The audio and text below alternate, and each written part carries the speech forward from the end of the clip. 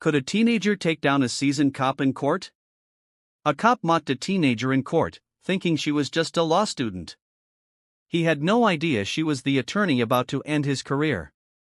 Nobody in that courtroom took her seriously the moment she walked in, not the bailiff, not the gallery, definitely not the cop at the witness stand, already leaning back like this was just another boring shift in a long week. But Zariah Benton didn't care.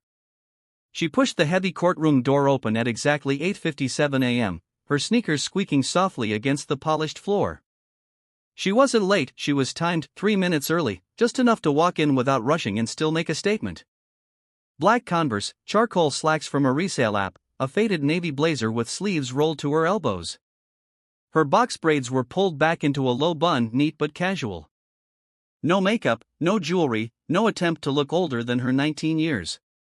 She carried a thick binder under one arm, no laptop, no flashy briefcase. Court's in session, the bailiff called. Judge Lennox, silver-bearded and old-school, sat up straighter on the bench as Zariah passed the bar. She took her seat at the defense table without saying a word, unfolded her binder, flipped to a tab labeled Kilroy Cross. The other attorney glanced over, confused. Ma'am, this table's for counsel." "I am counsel," she replied without looking up, a pause. You're the one handling the cross today?" Zariah looked up for the first time, calm eyes, no attitude, just facts. "Yes." He looked her over again, not sure whether to laugh or be worried. Before he could respond, a voice from the witness stand broke the silence. This came from Officer Dennis Kilroy, white, mid-40s, arms crossed, the kind of guy who wore mirrored sunglasses on cloudy days. He chuckled, turned to the court officer beside him, and whispered just loud enough for everyone to hear. "What is this, debate club?" A few scattered laughs from the benches. Zariah didn't blink, she clicked her pen once, wrote a single note in her binder, and waited. "Let's proceed," Judge Lennox said, clearly unsure whether this was a prank or some kind of legal TikTok stunt. But Zariah stood, her voice didn't waver, it didn't try to sound deep or older than it was. "Your Honor," she said, "defense is ready to proceed with cross-examination." A few eyebrows rose. Kilroy leaned back again, but this time he narrowed his eyes like maybe this girl might have something up her sleeve. Zariah walked toward the witness stand, not rushed, not stiff, just steady, like she'd done it 100 times, even if this was only her third time doing it in open court. "Officer Kilroy," she said, "you've been on the force how long?" He smirked. 23 years. "Great," she said, flipping through her notes. "That means you're familiar with standard protocol during routine traffic stops, correct?" He raised an eyebrow. "Obviously." "Good, because I'd like to walk through one," she said, "specifically the one involving my client on April 6th. The courtroom shifted, people sat up. Kilroy rolled his neck like he was stretching for a workout. "You mean the guy who ran a stop sign and got mouthy?" Zariah nodded. "Yes, the man you pulled over at 4:17 p.m. near Parker Road who you said, quote, was acting twitchy and argumentative." "That one?" Kilroy smiled again, this time smug. "Yep, that's the one." Zariah stopped, looked him dead in the eye. "Did you have your body camera activated during that stop?" "Of course." "Was the footage submitted to the case file?" "Yeah." Zariah turned to Judge Lennox. "Your Honor, with your permission, I'll be referencing the officer's own footage in my line of questioning." The judge gave a slow nod. "Proceed." Kilroy shifted again, but not because of discomfort, not yet. He just thought this would be over quick. But something in the way Zariah flipped the next page in her binder made the entire room lean in, and Officer Kilroy was about to realize he wasn't the sharpest person in the room anymore. The courtroom wasn't packed, but it felt like it. People started tuning in, not out. Phones were away. Even the defense co-counsel leaned back and crossed his arms like he was watching a movie he didn't expect to be good. Zariah stood at the podium, flipping through her notes, not to waste time, but because timing mattered. "Officer Kilroy," she said, "you stated in your report that the driver failed to stop at a stop sign. Do you recall writing that?" "Yep." "And the stop sign in question is at the corner of Parker and Bunker Hill?" "Yeah." "You mentioned you were parked facing east on Parker Road when you noticed the alleged violation." That's right. Zariah nodded, scribbling briefly, then turned to the page. Do you also remember stating that the intersection was clear when you initiated the stop? No obstructions, clear daylight conditions, low traffic. Correct. She stepped to the side, holding up a printout. This is a still from your own body cam footage timestamped at 4:16 and 49 seconds p.m. It shows your car facing east with two SUVs partially blocking the stop sign on Bunker Hill. Can you confirm? Kilroy leaned forward. Yeah, maybe two cars were there. Not maybe, Zariah replied. They were. And at that angle, could you clearly see whether my client came to a full stop? He hesitated. I judged it the best I could. Not what I asked. Could you clearly see it? Not completely, no. Zariah glanced at the judge. Noted. She turned back. Let's move to the bodycam audio around the 112 mark. Your words were, quote, he's twitchy. Probably high. Is that correct? Yes. Did you conduct any field sobriety tests? No. Did you perform a drug screening or request one? No. Zariah's voice didn't rise, she didn't look surprised. So, on what basis did you determine he was probably high? Kilroy shrugged. He was fidgeting, looking around. Did he ever raise his voice? No. Threaten you? No. Refuse to show ID? No. Zariah paused, let the silence drag. So, your conclusion was based solely on him fidgeting. Kilroy started to shift in his seat. Look, I've done this a long time, and my client was stopped, searched, and cited based on your feeling. The courtroom stayed quiet. Kilroy's mouth opened, but no words came out fast enough. Zariah continued, your report also said you observed a bag under the passenger seat and suspected contraband. Correct. But the footage shows you asking, what's in the bag, without ever pointing a flashlight or crouching down. How did you observe it? I saw something dark under there. A shadow? I assumed it was a bag, but you wrote that you observed a bag. Maybe I was mistaken. Zariah let that hang in the air. Maybe you were. She walked slowly back to the table, calm, unbothered, like she was taking her time because she could. The prosecutor shuffled papers, but no one was listening to him now. Zariah turned again.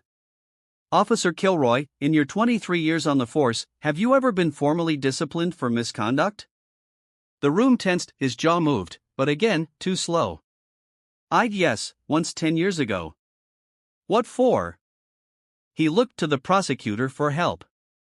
The judge spoke before either could move. Answer the question, officer. Kilroy let out a breath. Excessive force complaint. It was dropped. Thank you, Zariah said, voice still even. She glanced down at her binder, then up at the gallery. The energy in the room was shifting, people leaned in like they didn't want to miss what came next. But what no one expected was how she'd used Kilroy's own report to show he hadn't just exaggerated, he had broken departmental policy, and he did it all on tape. Officer Kilroy wasn't smiling anymore, his arms were still crossed, but tighter now, jaw clenched.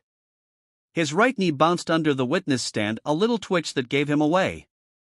For the first time, he didn't look like a man in control of the room. Zariah stayed steady, she walked back to the center of the courtroom like she was giving a lecture, no rush, no flash, just facts. I'd like to read a section from the Plano PD Procedural Manual revised January last year, she said, holding up a printed packet. Section 5.3, Suspicion-Based Stops.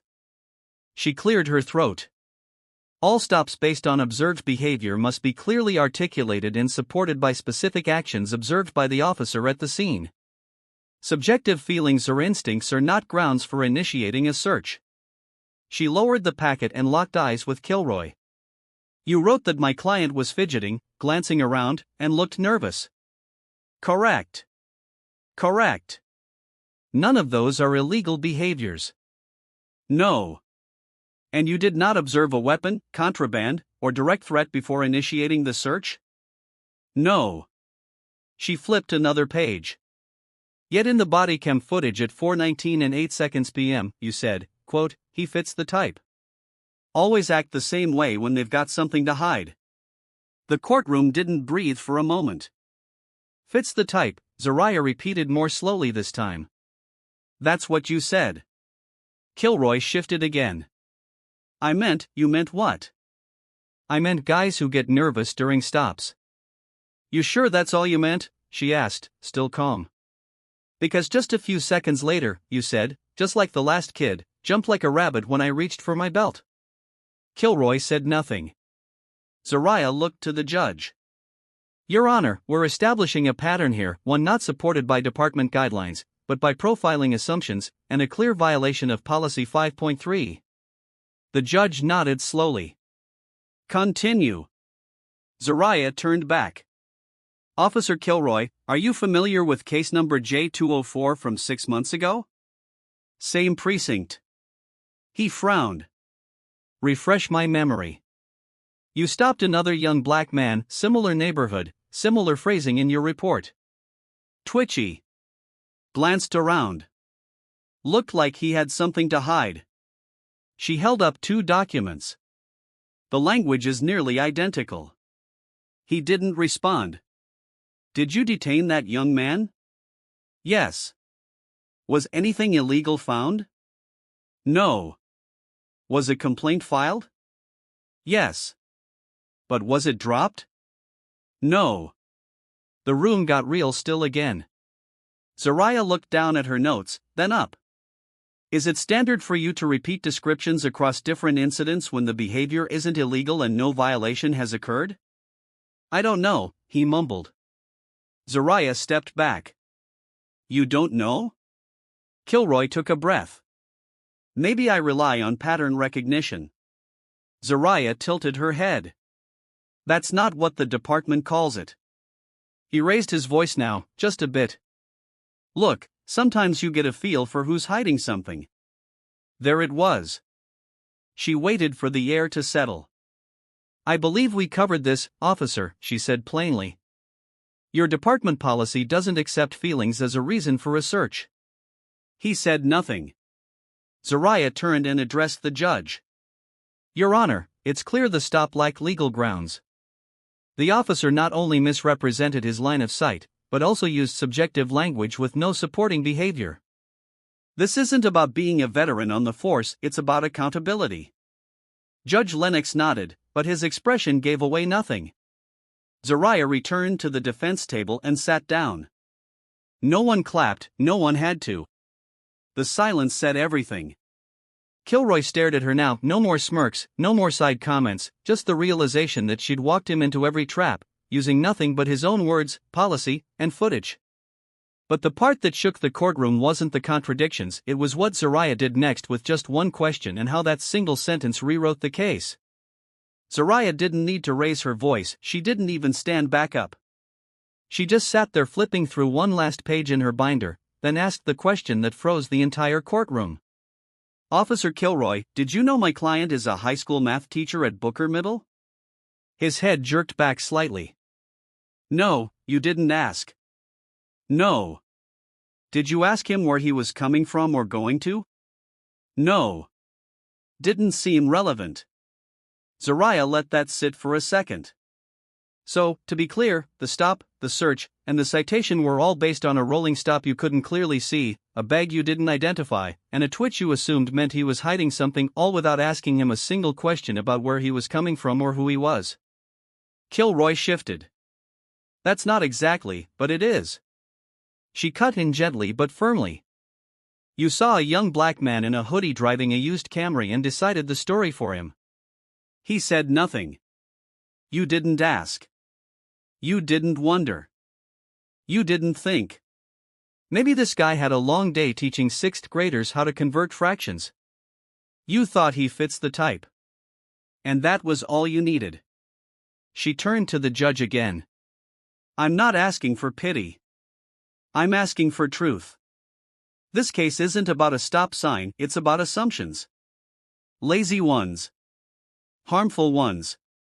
The judge didn't respond, he didn't have to. Zariah stood up finally and addressed the gallery. Every inch of this courtroom runs on rules, legal procedure, evidence, discipline. So, how is it that a man in uniform can toss that all aside because of a feeling and expect the rest of us not to notice? No one said a word. She turned to Officer Kilroy one last time. You've been doing this job 23 years, but what scares me most is how confident you were that no one would question the way you wrote that report, how certain you were that no one would hold you to your own department's standards. The judge cleared his throat. Miss Benton, you've made your point. She gave a short nod. No further questions, Your Honor.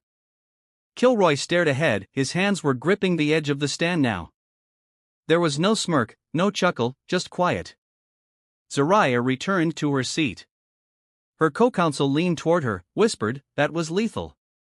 She didn't smile, instead, she whispered back, "It was overdue." Behind them in the gallery, someone let out a low whistle. The prosecutor asked to redirect, but barely managed a few questions before the judge waved it off. Moved to closing arguments, Judge Lennox said, his tone was flat, but his eyes said everything. But while the court prepared to wrap, the energy in that room had already shifted, because everyone knew Zariah hadn't just dismantled a case, she exposed a system, quietly, cleanly, completely. Closing arguments were supposed to be the dramatic part, but Zariah had already done the damage, not with speeches, not with outrage, but with evidence. Her closing wasn't about fireworks, it was about focus.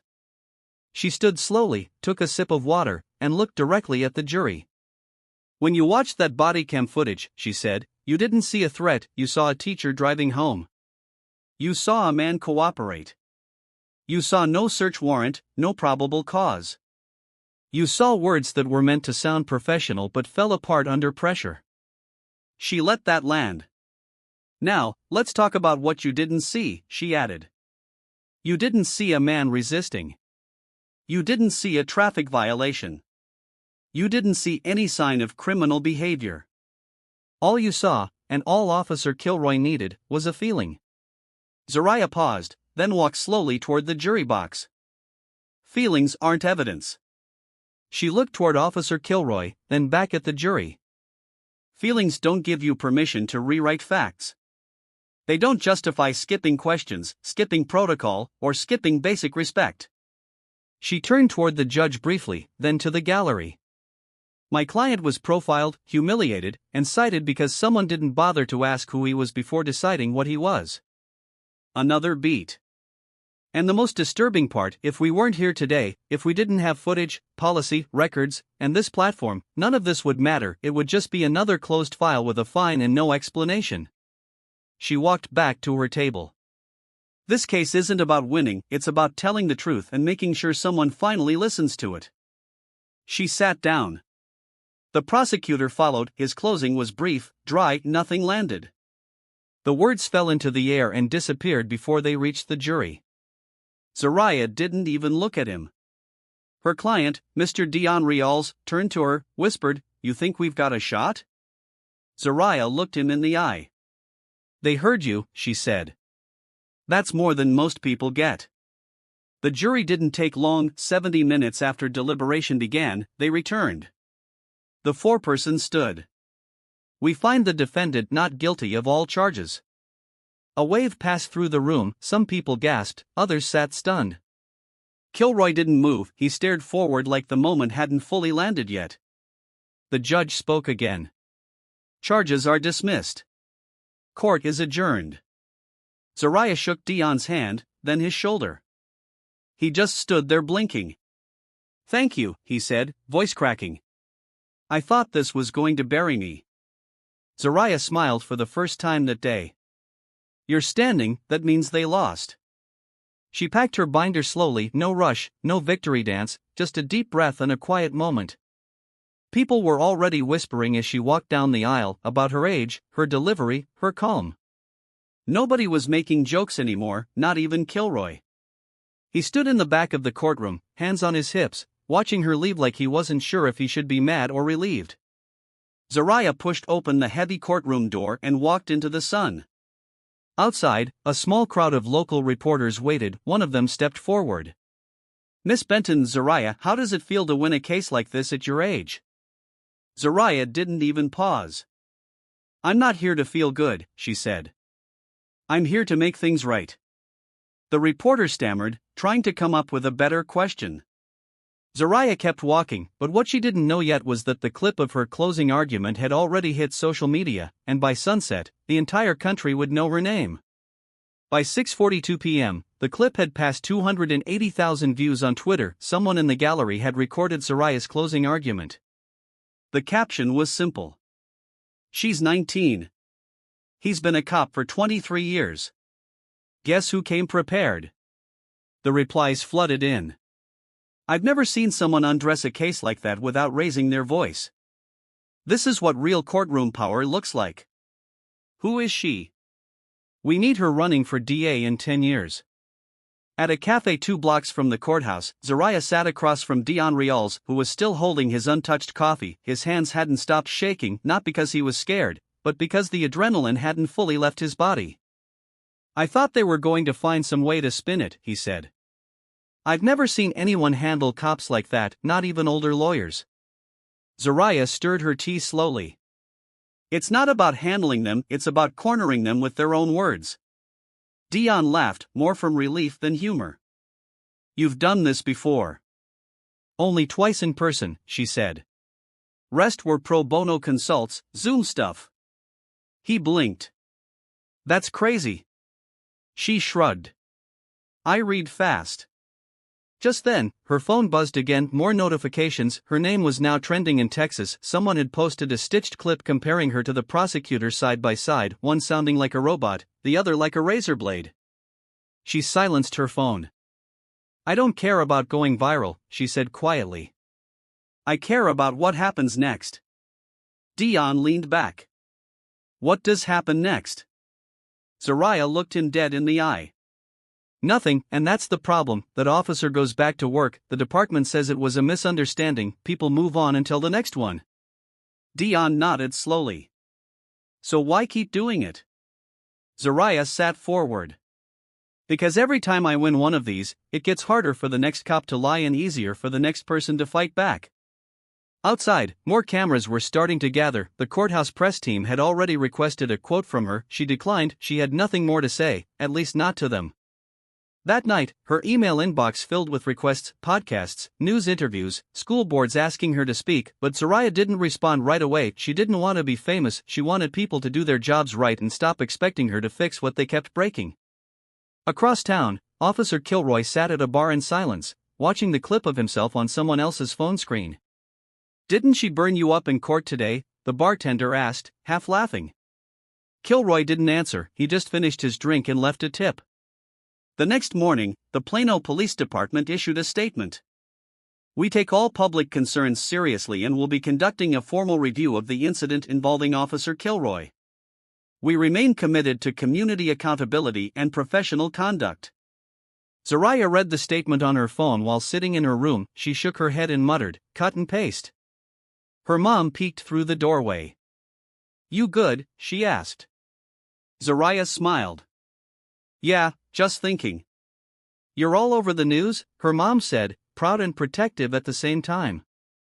"I saw your clip on Facebook, even Aunt Rel's group chat is going wild." Zariah laughed a little. "It's a weird day." Her mom leaned against the doorframe. "You want dinner?" "Maybe later." Alone again, Zariah opened her binder and turned to a blank page. She titled it, "Future Cases, What We Missed Today." But the truth was, even as she tried to move on, something had changed, not just in the courtroom, but in the eyes of every person who once doubted whether she belonged there in the first place. Monday morning came fast. The courthouse buzzed early, not with drama, but with attention. People wanted to see her, the girl in the oversized blazer and sneakers who wiped the floor with a 23-year cop like she'd done it 100 times. But Zariah wasn't there. She was back at her apartment near the University of Texas at Dallas, sitting on her small gray couch, eating cereal out of a mug and flipping through her handwritten notes. No music, no TV, just the sound of her spoon tapping the ceramic. Her phone vibrated again. Another text. This one read, "Saw the vid, that was fire, I owe you one." It was from a guy she helped 2 months ago, wrongfully arrested for fitting the description. The case never made it to trial, but Zariah tore through the report and got it dismissed in less than a week. She never asked for thanks, just the facts. Her inbox had 187 unread messages, some reporters, some clients, some high school girls who said she gave them hope. She opened one. It was from a woman in Amarillo. "A mother, my daughter wants to go to law school now. She watched your closing 5 times, she said. I didn't know we were allowed to talk like that in court, thank you." Zariah closed the email and sat still for a minute. It wasn't about praise, it never was. But she knew what that feeling was, watching someone who looks like you do something you were told wasn't for you. She picked up her phone, finally replying to a reporter who'd asked her what it felt like to win. She typed, "It doesn't feel like a win until the system stops giving officers like Kilroy the benefit of the doubt and starts giving people like Dion the benefit of the truth." Then she hit send. Across town at the department headquarters, Officer Kilroy's body cam footage was under official review. It wasn't just about one case anymore, it was his language, his patterns, his record. Suddenly, all the things he thought no one would ever care about were being analyzed line by line. By Friday, he was placed on administrative leave, no press conference, no applause, just a quiet exit. Meanwhile, Zariah sat in a classroom of high school juniors at a youth legal program in Arlington leading a workshop called What They Can't Teach You in Law School. She wore a t-shirt, jeans, and a pair of clean white sneakers. "You're going to walk into rooms where people think you don't belong," she told them. "Don't waste time proving them wrong, prove yourself right." One student raised her hand. "How do you stay calm when they laugh at you?" Zariah smiled. "Because they laugh when they feel safe. I don't give them that."